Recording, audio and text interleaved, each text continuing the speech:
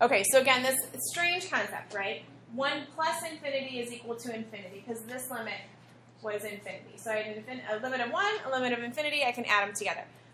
1 times infinity, or infinity times 3, or infinity plus 3. Okay, infinity divided by a number, it's still infinity. Okay, so when infinity's on the denominator, then you get 0. But again, anything plus infinity, minus infinity, again, you're still going to get those sort of properties. Okay? So kind of a little different, but again, that can help you sometimes to separate them out. All right, last part. Example 6. All right, now we're talking more about horizontal asymptotes here. We were just doing more vertical, so this is now horizontal. We want to find this limit as x approaches infinity in 3 different ways: graphically, numerically, and algebraically. All right, so graphically, go ahead, you guys. You can all graph that. Go ahead and factor, graph. Tell me what you get for that first graph.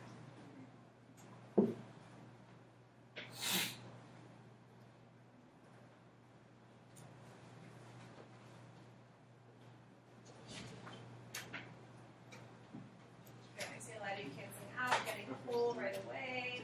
53.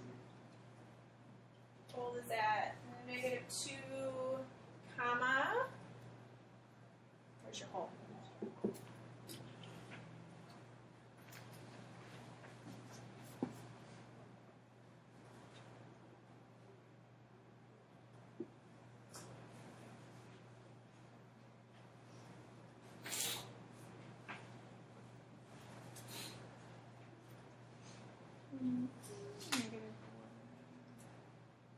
Positive 1/4. Is that where you guys got a hole? -2, comma, positive 1/4. Good.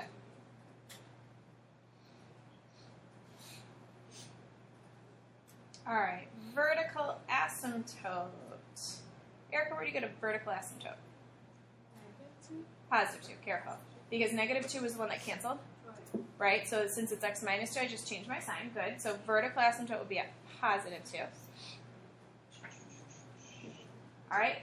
Horizontal asymptote. Kron, where do you think my horizontal asymptote is going to be? At y equals 1. Remember, we divide lead coefficients? So it'd be 1/1 since my degrees are the same.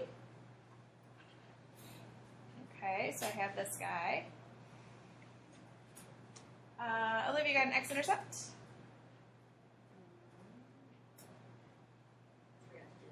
Oh, that's okay.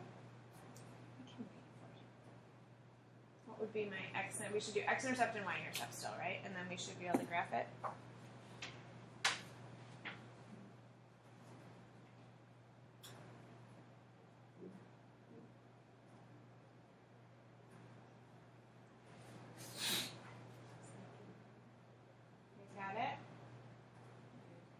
-½ is your y-intercept.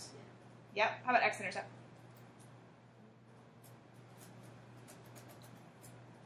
So y-intercept was 0, -1/2. X-intercept, just from your numerator, this guy. So it would just be -1. Yep. Perfect. And then I can connect my dots. All right, since the degrees of that denominator, and you can look back at the one that's remaining, that's a first degree, so it's odd, so I'm going to be opposite direction. All right, now we just did a lot of work to graph this guy, but what's the question asking us? The question's asking us the limit as x approaches infinity. And I talked to you guys about this yesterday. As soon as you see limit as x approaches infinity, what is that question asking you? What's the horizontal asymptote? You see an infinity down here. X approaches infinity or negative infinity. The hidden question is what's the horizontal asymptote? So did I really need to do all that work to find the horizontal asymptote? No. Right? What is my horizontal asymptote? Right? Y equals 1. Right? It was just my horizontal asymptote. If you look at your graph, it makes sense. Because as my x's are going toward infinity, my y values are going toward that horizontal asymptote of 1. So it's making sense. It's just that it's a lot of extra work. Okay? Numerically, I can do this numerically. I can go into I'm trying to get my x values toward infinity. So I'm just doing bigger and bigger and bigger and bigger in x values. I'm not going to waste your time and have you plug this in your calculator. You can all do this. These are the values you'll see. Okay? 1.0306, 1.006, 1.003, 1.0003. What are those numbers getting closer and closer and closer to? 1. Okay. As my x values are getting bigger and bigger and bigger, my y values are getting closer and closer to 1. And so I can show numerically that that limit is equal to 1. All right, algebraically now. So algebraically, and this is probably going to be your best bet on these, or the quickest way, is that as soon as you see limit as x approaches infinity down here, or negative infinity, I want you to automatically say, what is the horizontal asymptote? And I want you to use the shortcut to find your HA. And we wrote this on the board yesterday. So there were 3 steps. First is if the degrees are the same. How do you find your horizontal asymptote if the degrees are the same? Camilla, remember? If the degrees are the same, how do I find my HA? Perfect. Divide, and we call those the lead coefficients. You're exactly right. So divide lead coefficients. If the top is bigger, Abdul, what's our rule for that one? If the top is bigger. Which one is that? Top figure would be the oblique. It'd be oblique. Very good. This would be your oblique asymptote. Okay. And you would do synthetic or long division to get it. So then our last option is if the bottom is bigger. This is very scientific terminology here. The bottom is bigger. If the denominator is larger than the numerator. What's true about our HA, Kuba? Y equals 0. Okay? So, algebraically, and again, this is going to be your quickest bet. If it says, what's the limit as x approaches infinity, you just got to find your HA, use the shortcut. So, for this one, degrees are the same. So, it's number 1, I divide my lead coefficients, I do 1 over 1, and my answer is 1. Done. Okay? So that's all we're looking at here. And again, you can show it graphically, you can show it numerically, but again, the quickest way here is just going to be to use your HA shortcuts. Cool? So down at the bottom, I want you guys to use your HA shortcuts.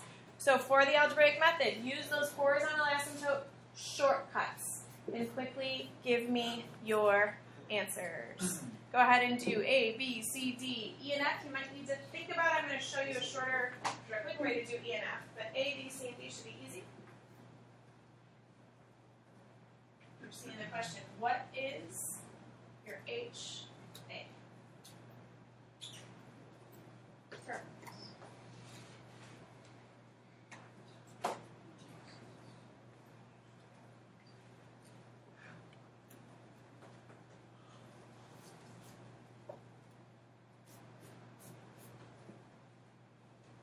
Right? Even if some of these are asking for negative infinity, it's still the same question.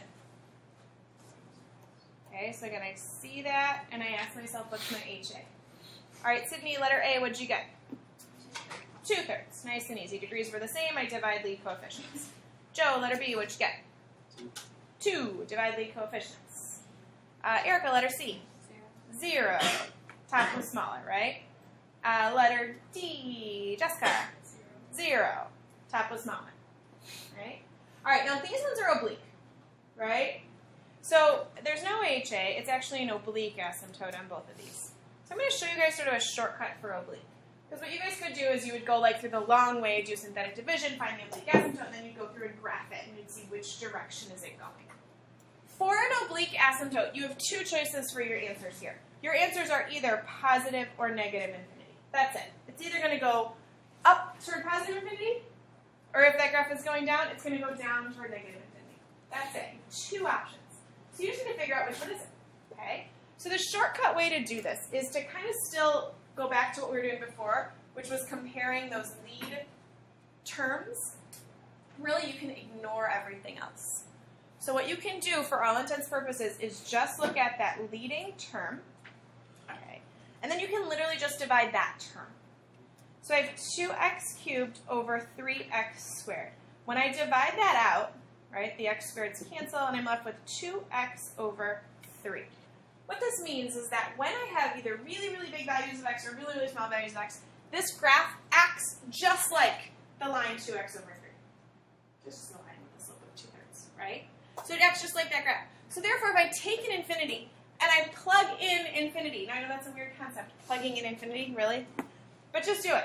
Follow me. Take this infinity and plug it in. Do like a direct substitution. So what is 2 times infinity divided by 3? It's infinity, right? It's some huge number, right? If you're uncomfortable with using infinity, then just use a really, really, really, really, really, really, really big number.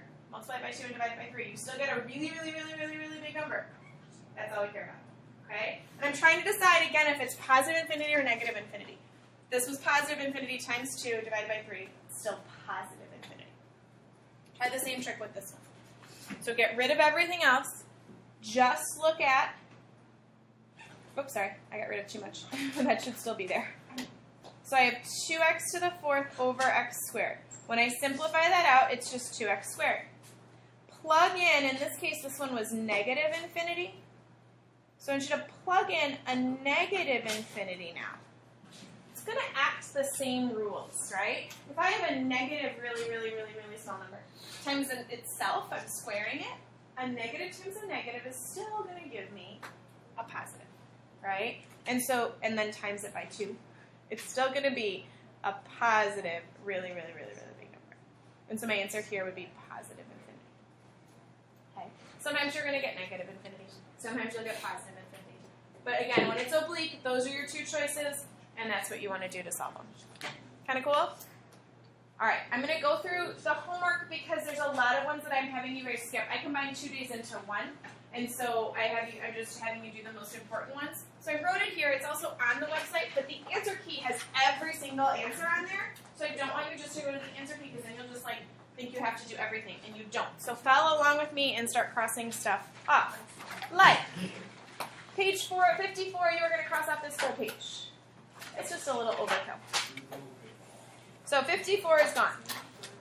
Starting on page 55, you are only going to do 9 through 17. So you're crossing off 7 and 8, and then also cross off 18.